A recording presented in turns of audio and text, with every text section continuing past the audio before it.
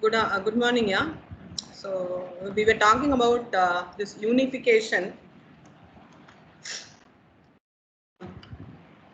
which is just a substitution scenario, and um, you can actually use this for applying into a generalized modus ponens rules in order to make inferences. So we had the unification algorithm, which will return the set of substitutions that is basically possible. So substitution is what? Substitution is you will substitute the variable x with constant theta, and that is what we call. So in order to make this substitution true, we will actually return this theta from the algorithm. So what values will satisfy this particular combination is what will basically be written by the algorithm. So here, so in order to continue this, this will be applied by the generalized modus ponens algorithm, modus ponens inference procedure in order to get your inferences derived. So let us see that we already talked about generalized modus ponens, where you have set of atomic sentences P1, P2, etc. up to P1, P2, etc. up to Pn, and there are also implication sentences, which is Q1, Q2, etc. up to Qn implies R, where individually the Qs are the atomic sentences, and you also have to do the substitution of theta comma pi equal to theta comma qi, and now this is where the unification algorithm is going to basically be useful, and from that you derive new sentence theta, substitution of theta in R. Okay, so because this pi and qi is already available in the knowledge base, you will be in a position to derive this infer this R. For what value of theta will this basically be satisfied? So here substitutions. So substitution of theta comma alpha denotes the result of applying a set of substitutions defined by theta to the sentence alpha. So that is what we talked about in the previous session also. A substitution list is this: v1 by t1, v2 by t2, etc. up to vn by tn. It is to replace all the vi's by the corresponding ti. So, and this is what we didn't we didn't look at this particular point. Substitutions are typically made from left to right. Supposing you have substitution of x by ice cream and y by Ziggy, on this eats y comma x will basically mean Ziggy eats ice cream. So in order to make inferences only you are trying to do this. In addition to that, this generalized modus ponens will also apply this alpha implies beta comma alpha will infer beta from the KB. So this is a modus ponens rule. So what is the generalized modus ponens rule? P1, P2, etc. up to Pi, and if Pi implies Q is available, then this will, yeah. This is the generalized modus ponens rule. So P1 dash, P2 dash, etc. up to Pn dash is available, and P1 to Pn ANDing of all this implies Q is available. This will derive substitution of Q by theta. So that is what we are trying to do here also. So I mean, this topic is slightly new, so you have to get a look and feel of the topic. So this is your P1 dash, P2 dash, etc. up to Pn. This is your P1, P2, P3, etc. up to Pn implies R is available. And if this is true, then you can know that substitution of theta in R will also be can be inferred. Okay, that could be your new sentence which is derived. So we already talked about Horn clauses. So for all x, P1x and P2x, etc. up to Pnx implies Qx. So these are your, this is a Horn clause sentence. There are 0 or more Pi's and 0 or 1 Q. So whether it is there or not. Okay, so it may be present or it may not be present. The Pi's and Q are positive. So they are all non-negated literals. So that is what is going to be your Horn clause predicate form. So equivalently, you can also say P1 of x or P2 of x, etc. up to R P1 of x are all atomic, and at most one of them is going to be positive. So that is going to be your scenario. So Horn clauses are a subset of the set of sentences representable in first order logic.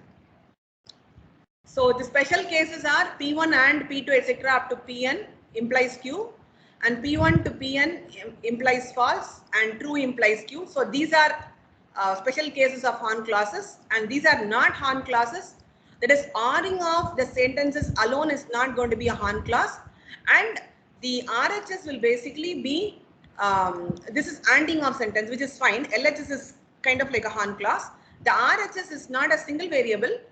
It is again a disjunction of conjunction of expression predicates, which is not going to be a correct Horn clause. So these two are not Horn clauses, could be our scenario. So this is what we have been talking about, generalized modus ponens, where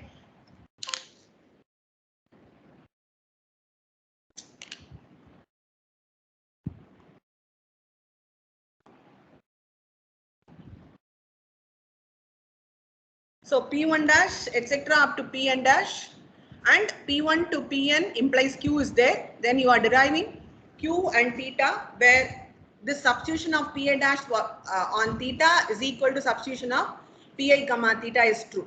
Okay, so this is what we have done in the previous class. So we can assume, we can show that generalized modus ponens is sound. That is, it's the proof is it is a sound algorithm. It is not. It will succeed for all your cases if everything is available as per the requirement.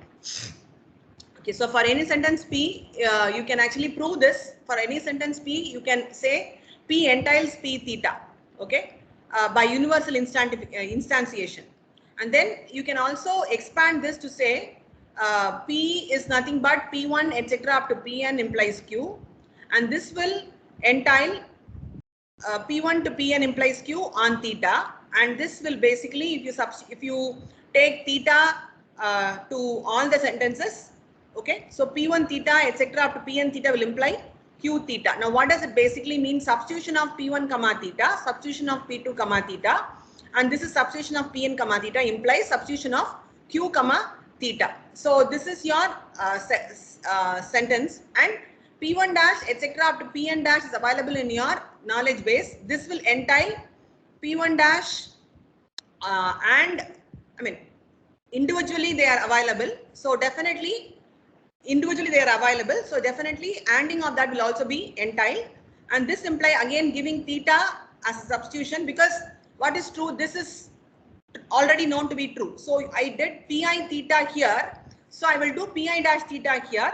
This is going to be available. So from these two equations, it follows by ordinary modus ponens. That is, alpha implies beta comma alpha. This will entail beta. So this is my alpha, this is my beta, and this is my alpha being true. Okay, this will tell you that beta is true, which is substitution of Q comma theta is going to be true. Okay, so this is going to be a sound algorithm. So let us take now the next one called as a forward chaining algorithm. So the forward chaining algorithm is used basically for inferring data from for making inferences using first order logic.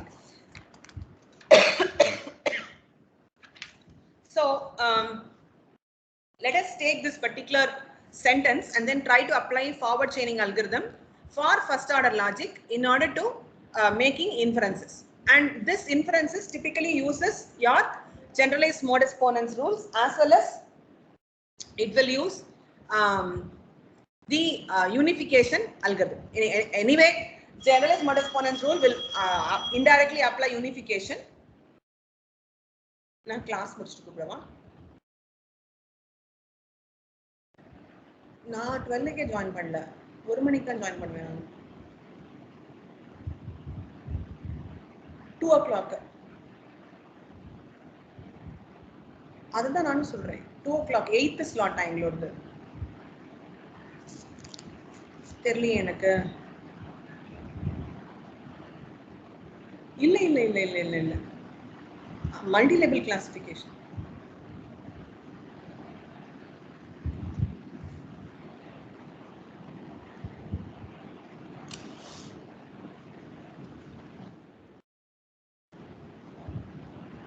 இல்ல பசங்க தான் சொன்னாங்க 8th ஸ்லாட்னு சொல்லிட்டு. Okay.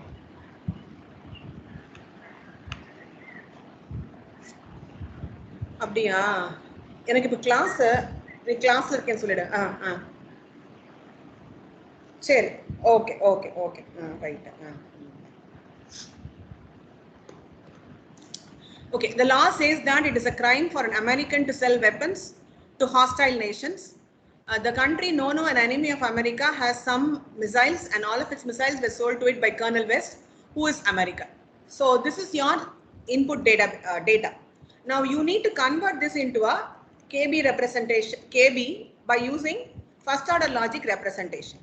And finally, you need to prove that Colonel West is a criminal. So I have to infer, okay, from this particular scenario, I can also try to make some inferences. This is now called as a goal. Okay, so the goal is also specified. This is also specified. Now from this, I need to make first order logic sentences. Okay, so let us try to split this into part and then try to do it. So it is a crime for an American to sell weapons to hostile nations. Okay, now it is a crime. This is actually your conclusion.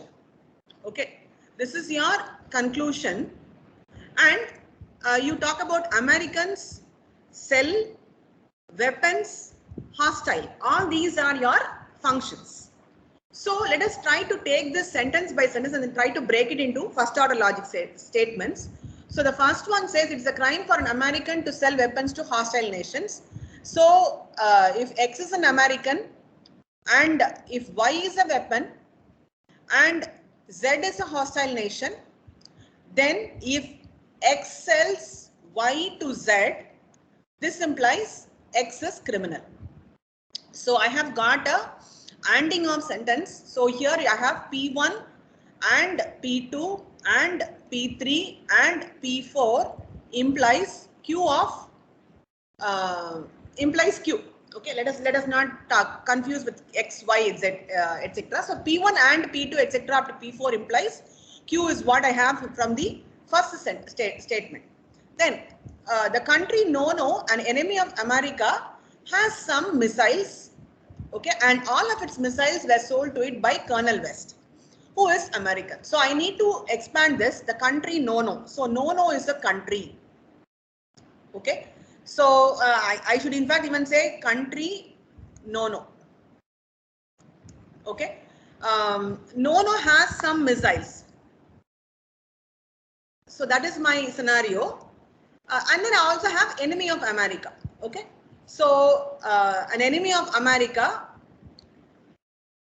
and all of it, the country NONO, an enemy of America. Okay, so from that what can I do? Actually, NONO has some missiles. So there exists X such that X wants NONO and X has missile. So I can substitute this with some M1, some constant M1, because this is what we talked about as the we talked about a constant, remember, Solem constant. So that is what we are trying to do here.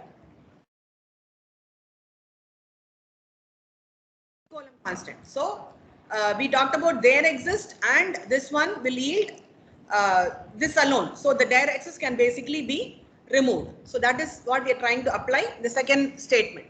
So first we write it as there is a country X, there is a country X, and if X wants there is some X, and if X wants NONO, and if X is a missile, from this you are trying to make this X as X disappear and this existential quantifier being replaced by a Skolem constant M1. So you say owns X comma NONO, and this, and I can write it like this, and X is a M1 is a missile, and all of its missiles were sold to it by Colonel West. So if X is a missile and if X NONO owns X, then it is sold by Colonel West. So X sells West sells X to no. Okay, West sells X to no is going to be your interpretation, because cells has got 3 arguments. Okay, and missiles are weapons. That is obvious. Okay, so missile, this is obvious because X is a missile implies X is a weapon, and if X has missile implies X has weapons.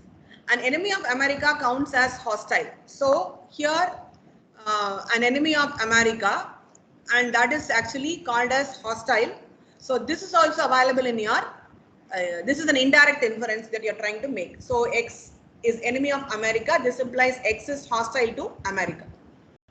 X is hostile, that's all. West, who is an American. So West is an American, you write this.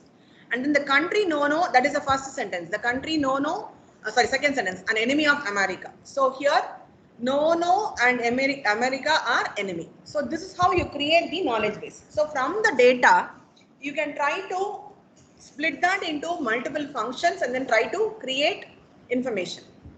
Now from this, you should try to apply the generalized modus ponens and substitutions and other scenario in order to conclude that you can say Colonel West is a criminal. So that is what you're trying to find out here. Okay, now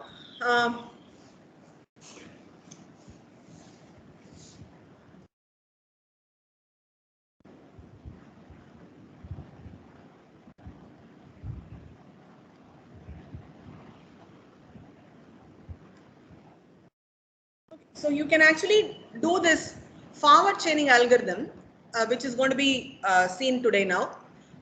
It tries to move forward from the knowledge base towards the goal. So you start from the sentences which are available like this and then try to apply the reduction and then go towards the goal. Now in the process, what happens is you might also go into some kind of an irrelevant procedure where you might get some unwanted situations also.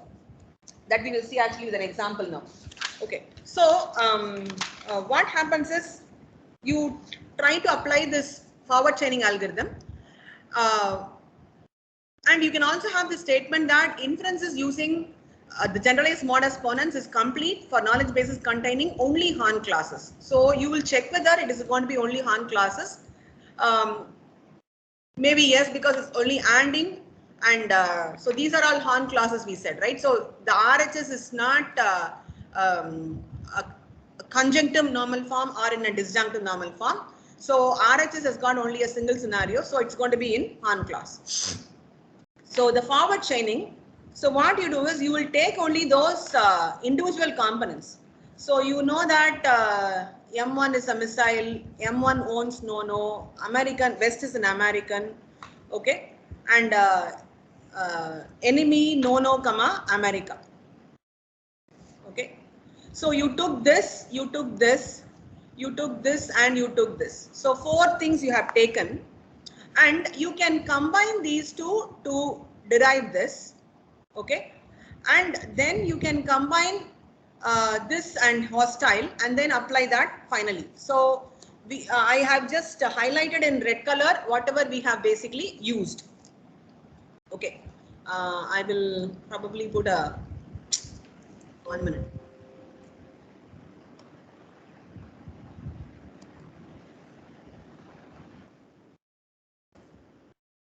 So this is actually P1 and P2 and P3 and P4 implies Q. Okay, now let me get whatever we have considered as a first one.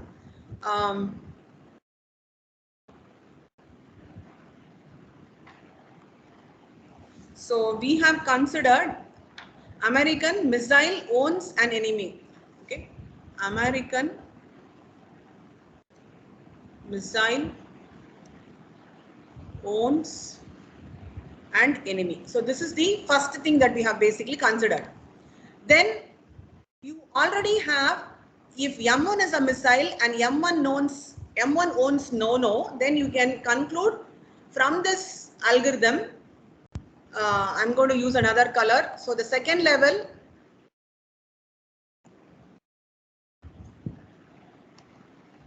So this is the second level.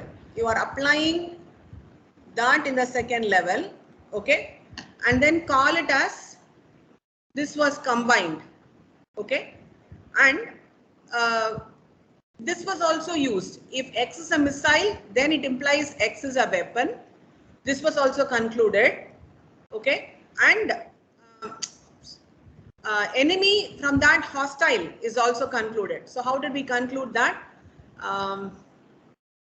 If X is an enemy, then it is going to be a hostile. So this is concluded in the second step. So we got this established. Now you are going to combine this and this. Okay. So so what did we do? American is the best.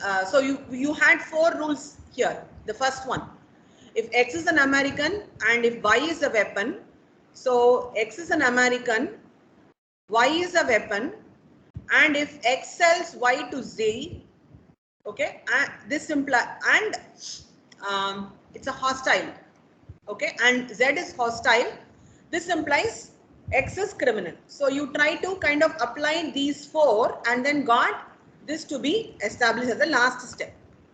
So last step you kind of got where you wanted by combining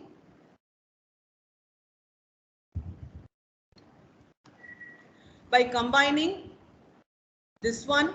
X is West is an American and weapon, second one, and this cells part of the already combined value, and this hostile part of the already combined value. So from these you kind of got the criminal of West established. So this is called as the forward chaining algorithm or the forward chaining procedure, where you will start from your base conditions and apply the Horn clauses available in the knowledge base and then try to get inferences in all possible ways. Because you know what is to be proved, you know what is to be justified, you know what is the goal of your work.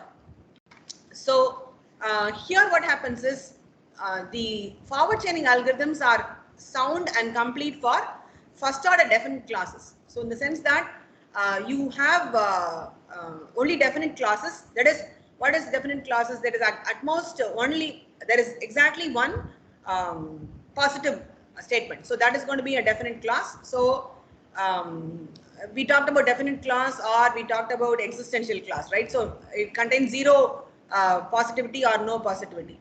So here there is something called the data log. A data log is one which does not have functions, okay, and the information is represented in first order logic. If you represent information in first order logic without much functions, then if no function symbols are available, it is called as a data log. And this forward chaining algorithm terminates for data log in finite number of iterations. So if it has got only the definite clauses, it will terminate, else it will not terminate. That is the scenario, because this will, you can see that you will see that the algorithm is actually a NP hard scenario. So it may not terminate in general if alpha is not entile. Okay, this is obvious, because if you are not able to get the sentence, if you are not able to have the goal sentence to be reached from the knowledge base, then it is not going to be terminated. But this is obvious because you cannot do anything with that. So entailment with definite clauses is semi-decidable is going to be your conclusion. So we'll come back to that. So here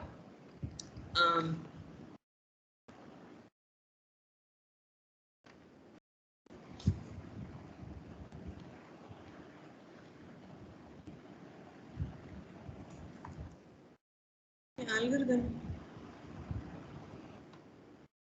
And put the algorithm here. I don't know where it went.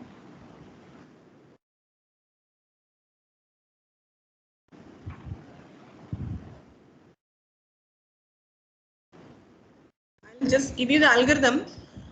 Then we'll see the issues with that algorithm and see how we can make some changes if possible. Else we'll go to backward chaining algorithm. Okay. something like a top-down parsing or a bottom-up parsing in the compiler course. You will see that the top-down is probably easier to visualize because you have to start from your knowledge base and then get to your inference. But typically what happens is the inferences cannot be reached at particular point of time. So you need to backtrack. So that is why it gets into a problem in the top-down parsing also. Similarly, here in forward chaining, you have your base conditions, base clauses available. You cannot combine that in order to get your inference. Therefore, it might get into a problem. So this is the algorithm, first order logic, forward chain, ask KB comma alpha. That is, in the knowledge base, you are asking whether the sentence alpha is entiled. So this will return a substitution of theta,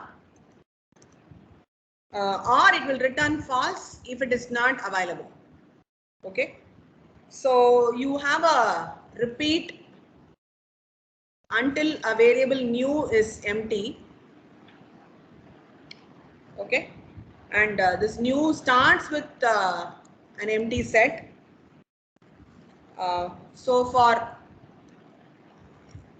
every rule in the knowledge base, you try to do P1 and P2, etc. up to Pn implies Q. You apply this and using standardized variables available in the rule. So you try to do this application, and after doing this for each theta, because this is a GMP, so you will have a theta available here for each theta such that substitution of theta in P1 and P2 etc. up to Pn is equal to substitution of theta comma P1 dash and P2 dash etc. up to Pn dash is true for some P1 dash etc. up to Pn dash in the knowledge base. Then you do Q dash is equal to substitution of theta on Q. So if Q dash doesn't unify, that is, you are not able to get the unification with some sentence already, add Q dash to the new variable and you say null is equal to unify of Q dash comma alpha. If null is not there, then return null. So then you add the new inference to KB. Now that is what we did. So when you got this example, so you had only these base classes. So you try to combine, like in the algorithm, to get some finiteness here. So when you try to combine, you combine these two, got this, you combined this alone, you got this, and then you combine all of them to get your final result established. So that is what we are trying to do here. But the problem with this algorithm is you may not find a theta here at all. So this might loop indefinitely if you are not able to get a theta that satisfies this even one of your classes.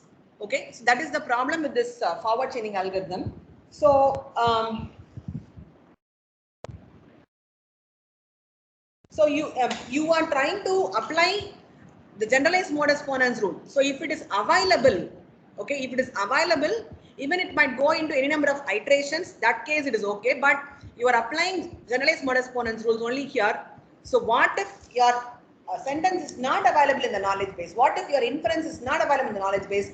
That is where it is going to go into some, I mean, kind of like an infinite number of iterations.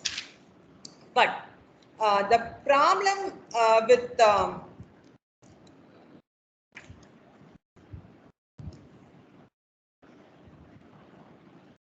the problems with this forward chaining algorithm, you can see that there are three problems to be very simply put, first one is the inside, the inside, that is this loop. Okay, this loop you are not able to, you cannot find all possible unifiers. All possible unifiers cannot be found.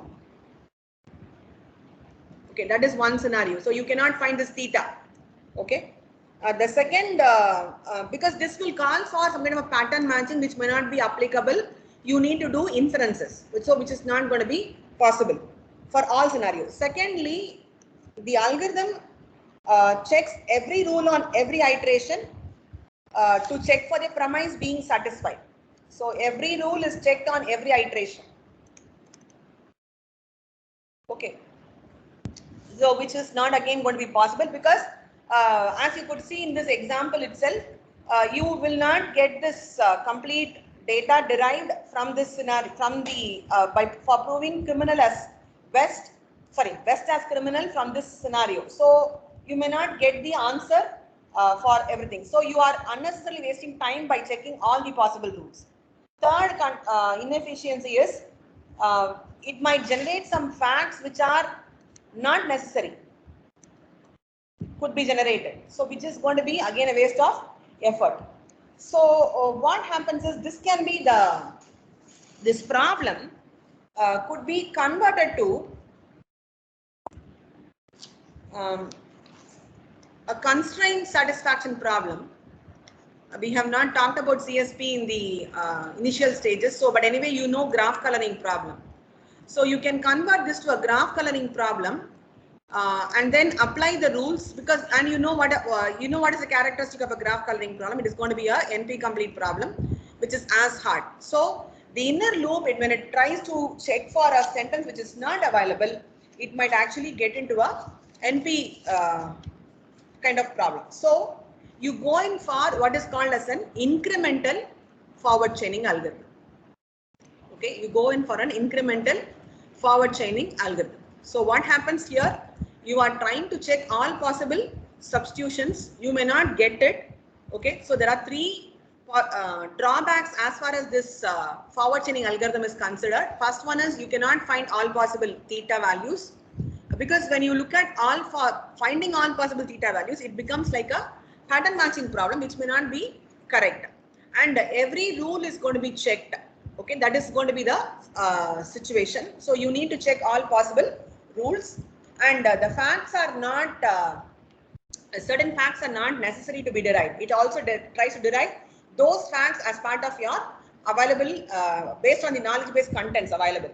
So it also tries to the inner loop runs for so much of time, and typically what happens is in order to do this pattern matching, it will come into what is called as an NP hard scenario, where you are trying to find out how many rules can I combine. Okay, so it becomes something like a graph coloring example, in which case it is typically going to be a hard problem. So people go in for an incremental forward chaining algorithm, so which is a very simple fact that the new fact inferred, from iteration T will be derived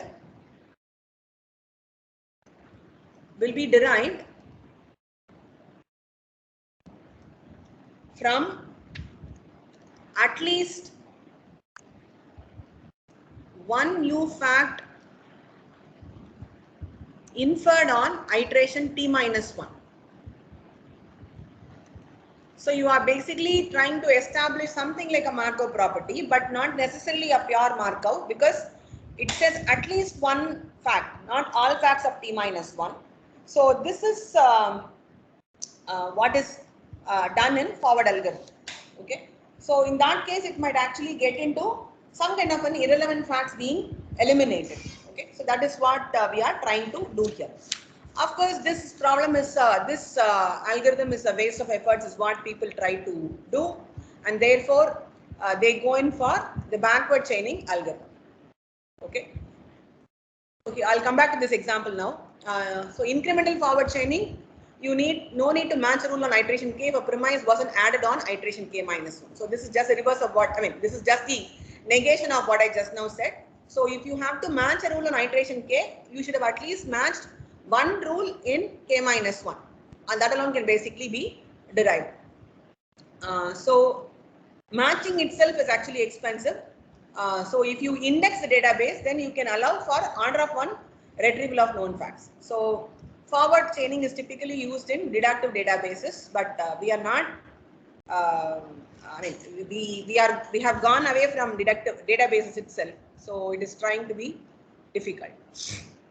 So this is what I talked about as hard matching. So you establish this as a constraint satisfaction problem by assuming that your graph, you have to color the graph. I mean, you have to visualize the problem as a graph coloring problem. So you want WA and NT to have a different color because they are adjacent, WA and SA to have a different color because they are adjacent, and NT and Q should be different, and NT and SA should be different, and different Q and NSW should be different, all those things.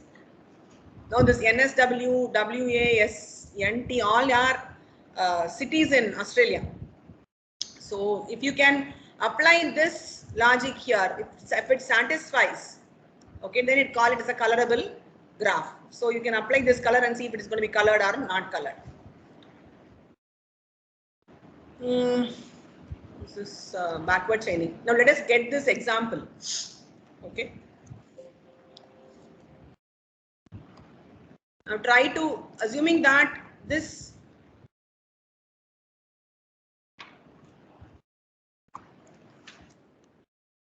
so X has allergies implies X sneeze. If Y is a cat and if X is allergic to cats, this implies X has allergies. And Felix is a cat and Lies is allergic to cats. So can you apply this forward chaining algorithm to derive that Lies will sneeze? Okay. So how do we start?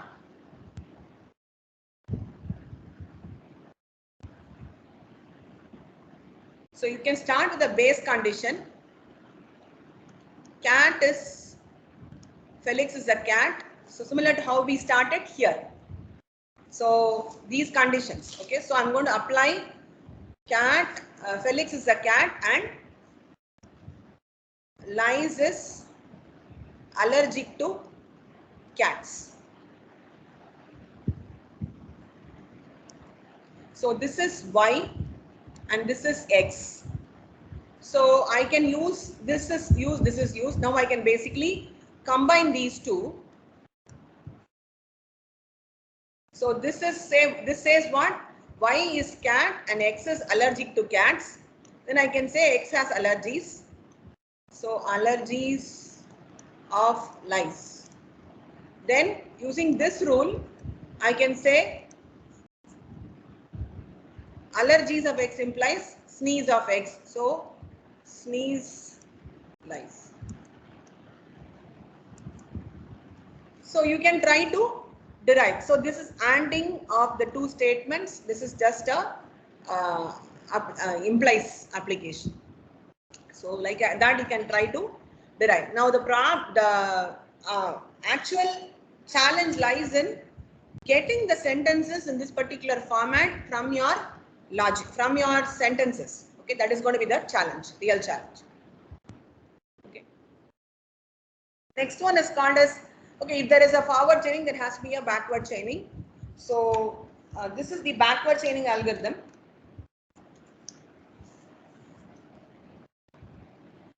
So they start from the goal and validate whether the goal, the knowledge base contains the rules that are required as per the goals. Okay, rules required are available.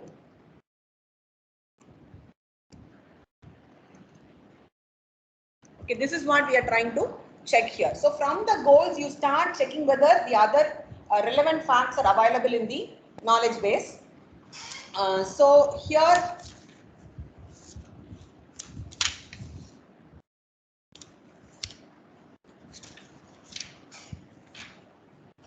Again, knowledge base and goals will be there. It returns a set of substitutions. If it is true, else it will return false.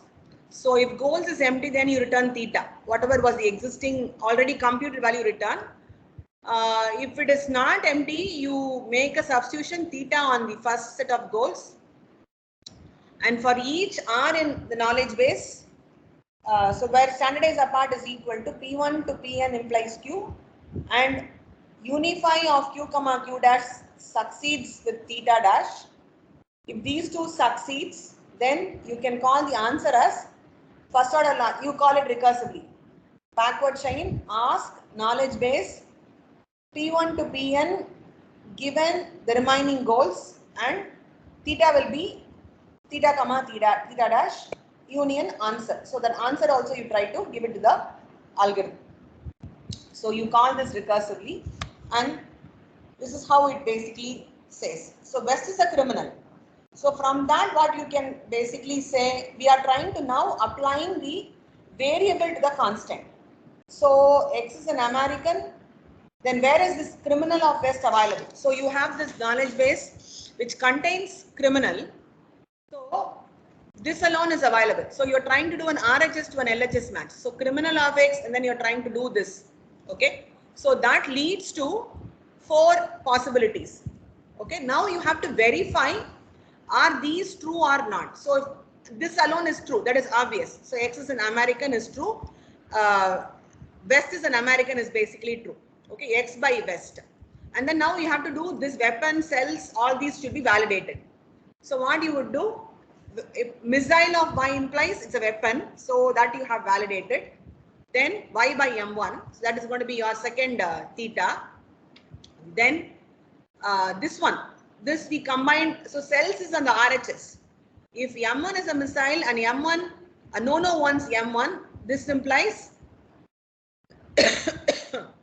M1, somebody has sold missile to no. Okay, and enemy is no comma American. So here Z will be placed as no. Okay, and then now you will combine the remaining. So these are all your RHS you are trying to match. Do we have relevant LHS to handle this condition? And you were able to do it. Okay, so this is called as the backward chaining algorithm. So it is depth first. It is incomplete due to infinite loops. Again, this is also going to be having difficulty because you do not know for how long this is going to basically run for. Okay. So, and again, what if you do not have the sentence available in your knowledge base? So it again is inefficient due to repeated sub goals. Both success and failure could be there, and you can try to fix using the previous results, which will occupy more space. Okay. So, and this is typically used for logic programming. Okay. So this is a generalized forward chaining algorithm. This is a generalized backward chaining algorithm. You can apply the same thing here. Sneeze, lies. Okay, you are going to start from here. So this implies X by lies will give you allergies of X, and then allergies of X basically means do I have a cat Y and allergic to cats lice. So then you can say Felix is a cat by substituting Y by Felix, and this is already true. So you can combine these two, and then that will lead you to this. So this is what backward chaining basically does. So forward chaining is data driven. From the input you try to, from the knowledge base you try to go to the input. So it's called as data driven. It's automatic and unconscious processing happens because you are trying to get to that. So you can use that for object recognition, routine decisions, etc. It will try to do more work than whatever is actually necessary. So it might be even irrelevant to the goal. So backward chaining is goal driven because you start from your premise and then, you start from your goal and then go to the premise. So where are my keys? How do I get to my next class? So complexity of backward chain algorithm may be less than linear in size of knowledge base. Okay. So we will see this resolution tomorrow. We have already seen resolution in propositional logic. We will see that in first order logic also. So with that, after this, we will go on to knowledge representation. So I'll try to finish resolution by tomorrow, and then we'll go to knowledge representation using ontology in the next class. Okay. So others are relaxing, resting.